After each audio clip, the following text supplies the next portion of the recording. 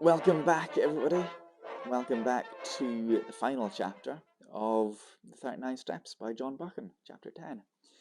Don't forget, make sure you're subscribed to me, hit the bell so that you get notified every time I post something new, and give me a thumbs up, give me a like, and leave me a comment. What do you think of the book? Don't forget, of course, you can go back to the first chapter if this is the first one that you're seeing. Go back to chapter 1 and catch up. And hopefully we'll be reading a new book very soon. I think I've chosen what it is. I think it's going to be a bit of Sherlock Holmes, I reckon. Might not be, but I think it is. All right, Chapter 10, Various Parties Converging on the Sea. A pink and blue June morning found me at Bradgate, looking from the Griffin Hotel over a smooth sea to the lightship on the Cock Sands, which seemed the size of a bellboy. A couple of miles farther south, and much nearer the shore, a small destroyer was anchored. Scaife, MacGillivray's man, who had been in the Navy, knew the boat and told me her name and her commanders, so I sent off a wire to Sir Walter. After breakfast, Scaife got from a house agent a key for the gates of the staircases on the Rough. I walked with him along the sands and sat down in a nook on the cliffs, which he investigated the half-dozen of them. While he investigated the half-dozen of them. I didn't want to be seen, but the place at this hour is quite deserted, and all the time that I was on the beach I saw nothing but the seagulls. It took him more than an hour to do the job, and when I saw him coming towards me, conning a bit of paper, I can tell you my heart was in my mouth. Everything depended, you see, on my guess proving right. He read aloud the number of steps in the different stairs. 34, 35, 39, 42, 47, and 21, where the cliffs grew lower. I almost got up and shouted. We hurried back to the town and sent a wire to MacGillivray. I wanted half a dozen men, and I directed them to divide themselves among different specified hotels. Then Scaife set out to prospect the house at the end of the 39 steps. He came back with news that both puzzled and reassured me. The house was called Trafalgar Lodge and belonged to an old gentleman called Appleton, a retired stockbroker, the house agent said. Mr. Appleton was there a good deal in the summertime and was in residence now, and had been for the better part of a week. Scaife could pick up very little information about him, except that he was a decent old fellow who paid his bills regularly and was always good for a fiver for a local charity. Then Scaife seemed to have penetrated to the back door of the house, pretending he was an agent for sewing machines. Only 3 servants were kept, a cook, a parlour-maid, and a housemaid, and they were just the sort that you would find in a respectable middle-class household. The cook was not the gossiping kind, and had pretty soon shut the door in his face, but Scaife said he was positive she knew nothing. Next door there was a new house building, which would give good cover for observation, and the villa on the other side was to let, and its garden was rough and shrubby. I borrowed Scaife's telescope, and before lunch went for a walk along the Rough. I kept well behind the rows of villas and found a good observation point on the edge of the golf course. There I had a view of the line of turf along the cliff top, with seats placed at intervals, and the little square plots railed in and planted with bushes, whence the staircases descended to the beach. I saw Trafalgar Lodge very plainly, a red brick villa with a veranda, a tennis lawn behind, and in front the ordinary seaside flower garden full of marguerites and scraggy geraniums. There was a flagstaff from which an enormous Union Jack hung limply in the still air. Let's have a sip. Setting it up very well, I think. Setting it up with tension. Setting something up with tension, anyway. Presently, I observed someone leave the house, and saunter along the cliff. When I got my glasses on him, and saw it was an old man, wearing white flannel trousers, a blue serge jacket, and a straw hat. He carried field glasses and a newspaper, and sat down on one of the iron seats and began to read. Sometimes he would lay down the paper and turn his glasses on the sea. He looked for a long time at the destroyer. I watched him for half an hour, till he got up and went back to the house for his luncheon, when I returned to the hotel for mine. I wasn't feeling very confident. This decent commonplace dwelling was not what I had expected. The man might be the bald archaeologist of that horrible moorland farm, or he might not. He was exactly the kind of satisfied old bird you will find in every suburb and every holiday place. If you wanted a type of the perfectly harmless person, you would probably pitch on that. But after lunch, as I sat in the hotel porch, I perked up, for I saw the thing that I had hoped for and had dreaded to miss. A yacht came up from the south and dropped anchor pretty well opposite the Rough. She seemed about 150 tons, and I saw she belonged to the squadron from the White Ensign. So Scaife and I went down to the harbour and hired a boatman for an afternoon's fishing. I spent a warm and peaceful afternoon. We caught between us about 20 pounds of cod and lithe, and out in that dancing blue sea I took a cheerier view of things. Above the white cliffs of the Rough I saw the green and red of the villas, and especially the great flagstaff of Trafalgar Lodge. About 4 o'clock, when we had fished enough, I made the boatman row us round the yacht, which lay like a delicate white bird, ready at a moment to flee. Scaife said she must be a fast boat from her build, and that she was pretty heavily engined. Her name was the Ariadne, as I discovered from the cap of one of the men who was polishing brasswork. I spoke to him, and got an answer in the soft dialect of Essex. Sorry, fortunately it looks as if there's no dialogue from him at all, so I'm not going to have to do an Essex dialect. Another hand that came along passed me the time of day in an unmistakable English tongue. Our boatman had an agreement with one of them about the weather, and for a few minutes we lay on our oars close to the starboard bow. Then the men suddenly disregarded us and bent their heads to their work as an officer came along the deck. He was a pleasant, clean-looking young fellow, but he put a question to us about our fishing in very good English. But there could be no doubt about him. His close-cropped head and the cut of his collar and tie never came out of England. That did something to reassure me, but as we rowed back to Bradgate, my obstinate doubts would not be dismissed. The thing that worried me was the reflection that my enemies knew that I had got my knowledge from Scudder, and it was Scudder who had given me the clue to this place. If they knew that Scudder had this clue, would they not be certain to change their plans? Too much depended on their success for them to take any risks. The whole question was how they understood about Scudder's knowledge. I had talked confidently last night about Germans always sticking to a scheme, but if they had any suspicions that I was on their track, they would be fools not to cover it. I wondered if the man last night had seen that I recognized him. Somehow I did not think that he had, and to that I clung. But the whole business had never seemed so difficult as that afternoon when all the calculations I should have been rejoicing in assured success. In the hotel I met the commander of the destroyer, to whom Scaife introduced me, and with whom I had a few words. Then I thought I would put in an hour or two watching the Trafalgar Lodge. I found a place farther up the hill, in the garden of an empty house. From there I had a full view of the court, on which two figures were having a game of tennis. One was the old man, whom I had already seen. The other was a younger fellow, wearing some club colours in the scarf round his middle. They played with tremendous zest, like two city gents who wanted hard exercise to open their pores. You couldn't conceive a more innocent spectacle. They shouted and laughed and stopped for drinks, when a maid brought out 2 tankards on a salver. I rubbed my eyes and asked myself if I was not the most immortal fool on earth. Mystery and darkness had hung about the men who hunted me over the Scotch moor in aeroplane and motor car, and notably about that infernal antiquarian. It was easy enough to connect those folk with the knife that pinned Scudder to the floor, and with fell designs on the world's peace. But here were 2 guileless citizens taking their innocuous exercise, and soon about to go indoors to a humdrum dinner, where they would talk of market prices and the last cricket scores and the gossip of their native Surbiton. I'd been making a net to catch vultures and falcons, and lo and behold, 2 plump thrushes had blundered into it. Presently a third figure arrived, a young man on a bicycle, with a bag of golf clubs slung on his back.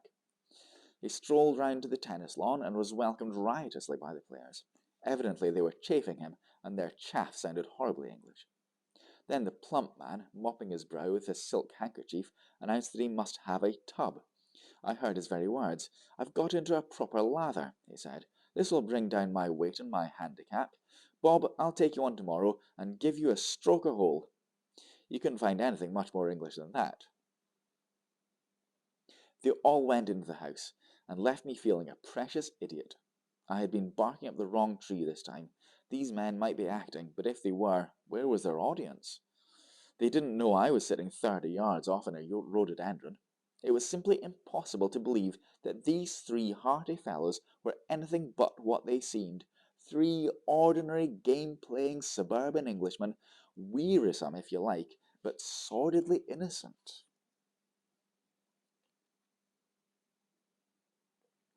And yet, there were three of them, and one was old, and one was plump, and one was lean and dark, and their house chimed in with Scudder's notes, and half a mile off was lying a steam yacht with at least one German officer. I thought of Carolides lying dead, and all Europe trembling on the edge of an earthquake, and the men I had left behind me in London were waiting anxiously for the events of the next hours. There was no doubt that hell was afoot somewhere. The Black Stone had won, and if it survived this June night, would bank its winnings. There seemed only one thing to do. Go forward as if I had no doubts, and if I was going to make a fool of myself, to do it handsomely. Never in my life have I faced a job with greater disinclination. I would rather in my then mind have walked into a den of anarchists, each with his Browning handy, or faced a charging lion with a pop-gun, than enter that happy home of three cheerful Englishmen and tell them that their game was up. How they would laugh at me. But suddenly I remembered a thing I once heard in Rhodesia from old Peter Pienaar. I've quoted Peter already in this narrative. He was the best scout I had ever known, and before he had turned respectable, he had been pretty often on the windy side of the law when he had been wanted badly by the authorities. Peter once discussed with me the question of disguises, and he had a theory which struck me at the time. He said, barring absolute certainties like fingerprints, mere physical traits were very little use for identification if the fugitive really knew his business. He laughed at things like dyed hair and false beards and such childish follies. The only thing that mattered was what Peter called atmosphere. Well, it should have been a Rhodesian accent. Atmosphere. Perfect. If a man could get into perfectly different surroundings from those in which he had been first observed, and, this is the important part, really played up to those surroundings and behave as if he had never been out of them, he would puzzle the cleverest detectives on earth. And he used to tell a story of how he once borrowed a black coat and went to church and shared the same hymn book with the man that was looking for him. If that man had seen him in decent company before, he would have recognized him, but he had only seen him snuffing the lights in a public house with a revolver. The recollection of Peter's grave talk gave me the first real comfort I had had that day. Peter had been a wise old bird, and these fellows I was after were about the prick of the aviary. What if they, the pick of the aviary? What if they were, what if they're playing Peter's game? A fool tries to look different. A clever man looks the same and is different. Again, there was that other maxim of Peter's which had helped me when I had been a roadman. If you are playing a part, you will never keep it up unless you convince yourself that you are it. That would explain the game of tennis. Those chaps didn't need to act, and they just turned a handle and passed into another life, which came as naturally to them as the first. It sounds a platitude, but Peter used to say that it was the big secret of all the famous criminals. It was now getting on for 8 o'clock, and I went back and saw Scaife to give him his instructions. I arranged with him how to place his men, and then I went for a walk, for I didn't feel up to any dinner. I went round the deserted golf course, and then to a point on the cliffs farther north beyond the line of the villas. On the little trim, newly made roads, I met people in flannels, coming back from tennis and the beach, and a coastguard from the wireless station, and donkeys and pierrots padding homewards. Out at sea, in the blue dusk, I saw lights appear on the Ariadne, and on the destroyer away to the south, and beyond the Cock Sands the bigger lights of steamers making for the Thames. The whole scene was so peaceful and ordinary that I got more dashed in spirits every second. It took all my resolution to stroll towards Trafalgar Lodge about 9:30. On the way, I got a piece of solid comfort from the sight of a greyhound that was swinging along at the nursemaid's heels. He reminded me of a dog I used to have in Rhodesia, and of the time when I took him hunting with me in the Pali Hills. We were after a Reebok, the dun kind, and I recollected how he had followed one beast, and both he and I had clean lost it. A greyhound works by sight, and my eyes are good enough, but that buck simply leaked out of the landscape. Afterwards I found out how he managed it. Against the grey rock of the kopjes, it showed no more than a crow against a thundercloud. It didn't need to run away. All it had to do was to stand still and melt into the background. Suddenly, as these memories chased across my brain, I thought of my present case and applied the moral. The black stone didn't need to bolt. They were quietly absorbed into the landscape. I was on the right track, and I jammed that down in my mind and vowed never to forget it. The last word was with Peter Pienaar. Scase men would be posted now, but there was no sign of a soul. The house stood as open as a marketplace for anybody to observe. A 3-foot railing separated it from the cliff road. The windows on the ground floor were all open, and shaded lights and the low sound of voices revealed there were occupants were eating or finishing dinner. Everything was as public and above board as a charity bazaar. Feeling the greatest fool on earth, I opened the gate and rang the bell.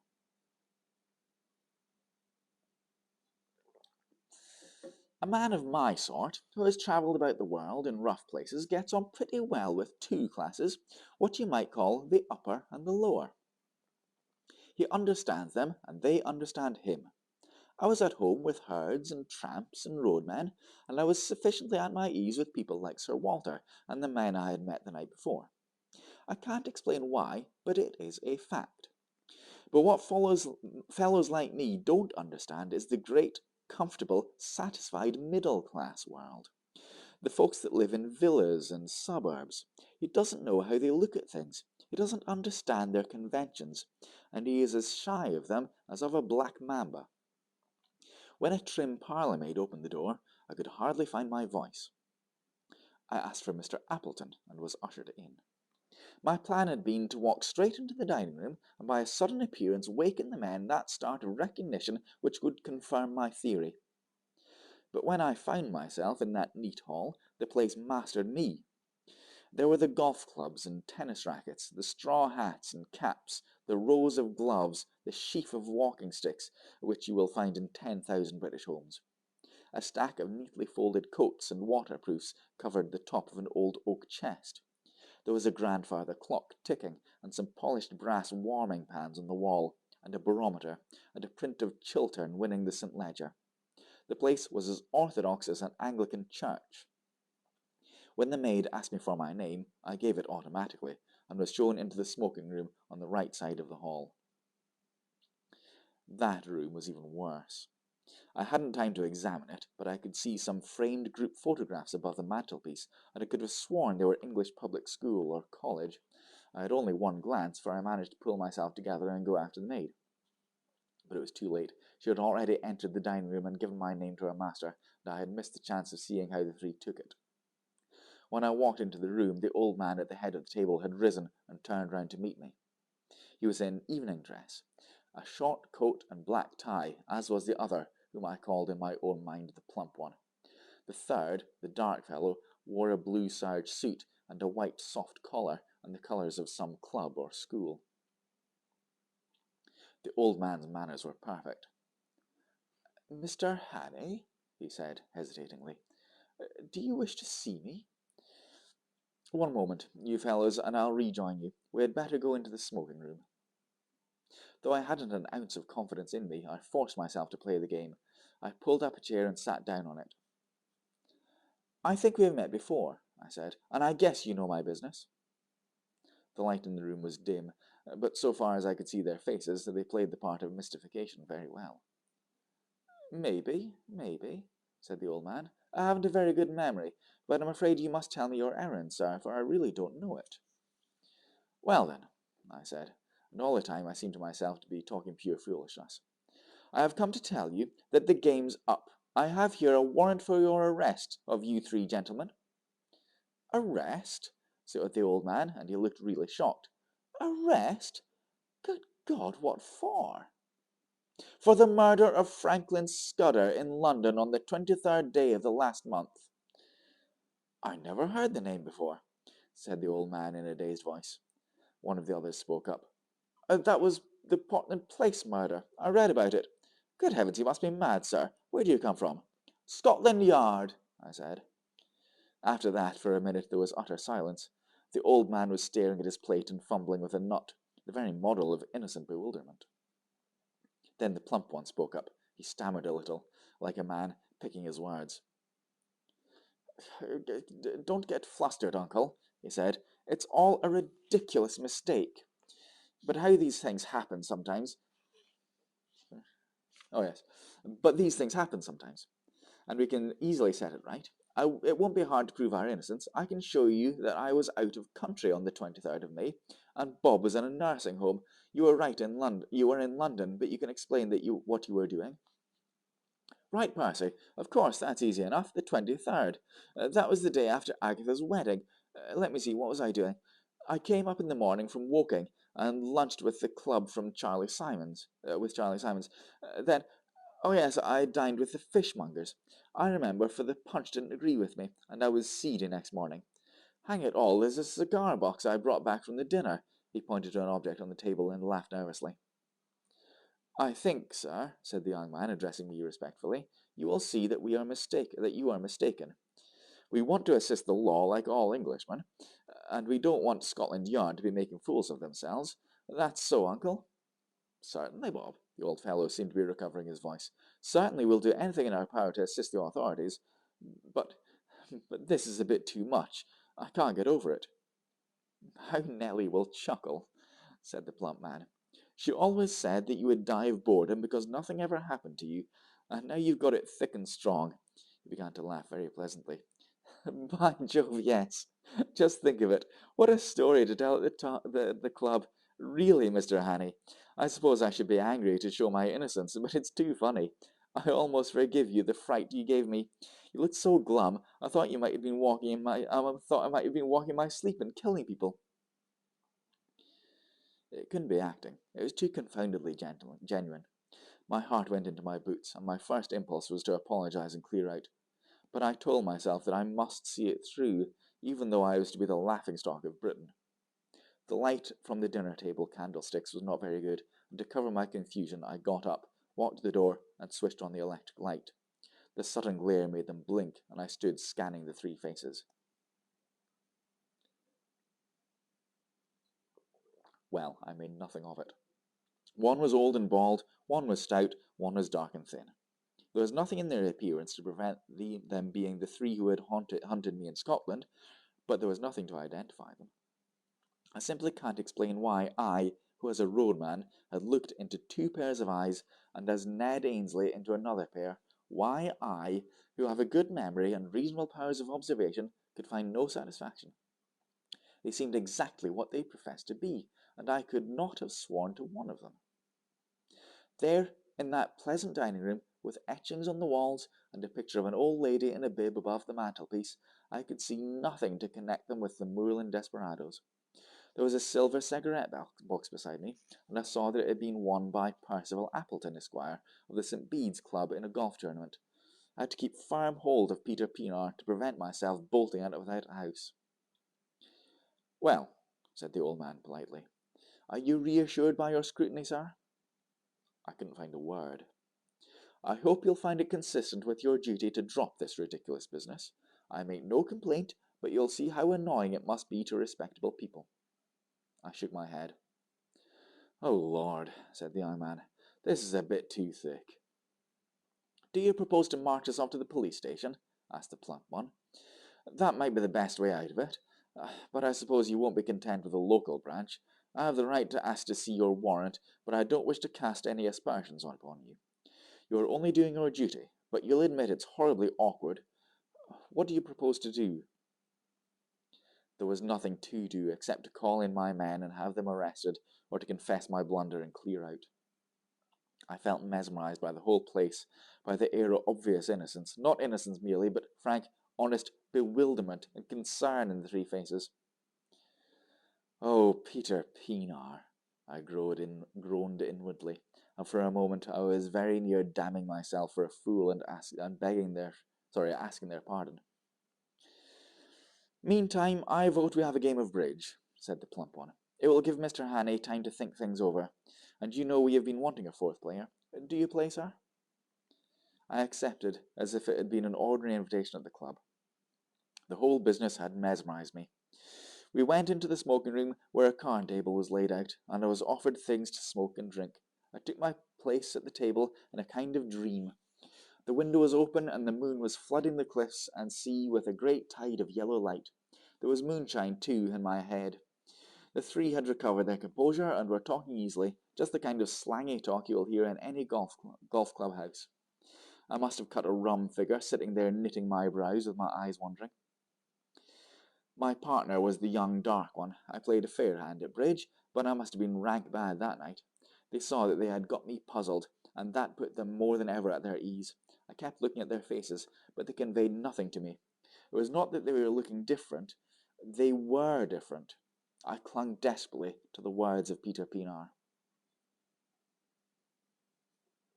Then something awoke me. The old man laid down his hand to light a cigar. He didn't pick it up once, but sat back for a moment in his chair with his fingers tapping on his knees. It was the movement I remembered when I had stood before him in the moorland farm, with the pistols of his servants behind me.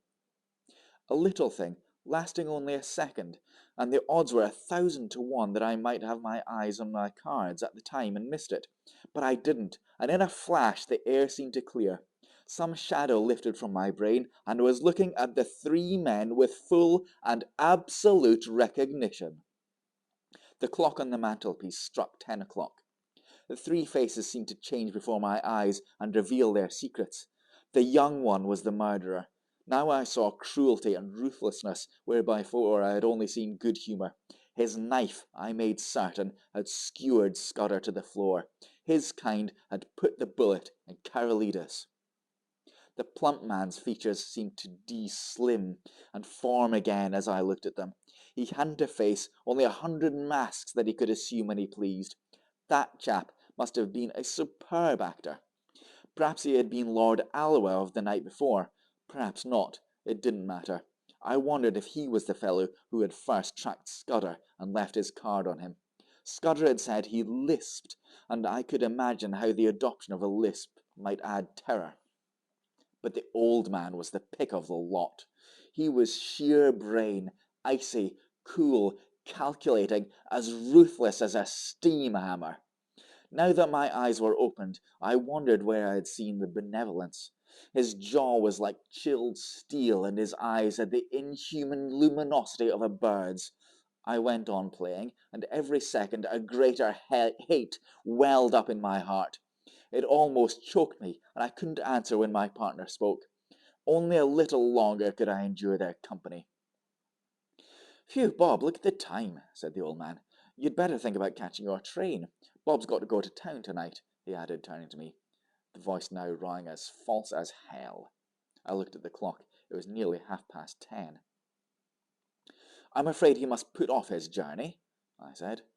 "Oh, damn," said the young man. "I thought you had dropped that rot.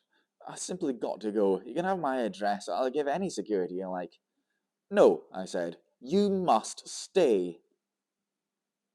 At that, I think they must have realized that the game was desperate. Their only chance had been to convince me that I was playing the fool, and that had failed. But the old man spoke again. "I'll go bail for you, my nephew. That ought to content you, Mr. Hannay. Was it fancy, or did I detect some halt in the smoothness of that voice?" There must have been, for as I glanced at him, his eyelids fell in that hawk-like hood which fear had stamped on my memory. I blew my whistle. In an instant the light were out. A pair of strong arms gripped me round my waist, covering the pockets in which a man might be expected to carry a pistol. "Schnell, Franz!" cried a voice. "Das Boot! Das Boot!"